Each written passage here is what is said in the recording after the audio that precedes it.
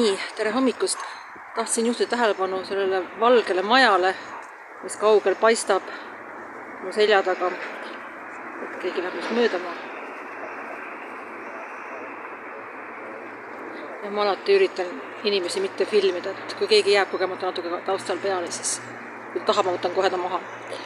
Et seda valgele majale juhtin tähelepanu, mis mu selja taga on, et see on väga oluline jälle.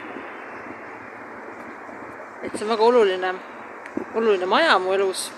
Et see on maja, millega ma niimoodi circa aasta harjutasin, enne kui ma läksin Macao tornist alla hüppama 200 meetrit vaba langemist 233 meetri kõrguselt. Ja siin väga ei saa inimesed lähevad mööda. Ma loodan, et nad ei pane pahaks, et nad jäävad natuke lindile.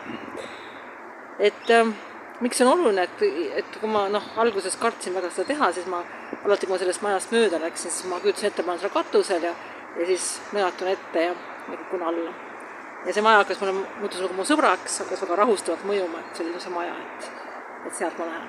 Kuigi see maja on nagu märgatavalt madalam kui see Macao torn. See on mingi onn võrreldes sellega, aga midagi pärast just seda maja, et seal on nagu, see katus on õrnalt nagu viltu läheb ja siis just see viltus osa peal, mis seal üles, ma kujutasin, ma seisan seal ja siis nõjatun ette. Täpselt samas asendis, mis nad sunnivad nagu hüppama, et selles. Selline väike mälestus siis.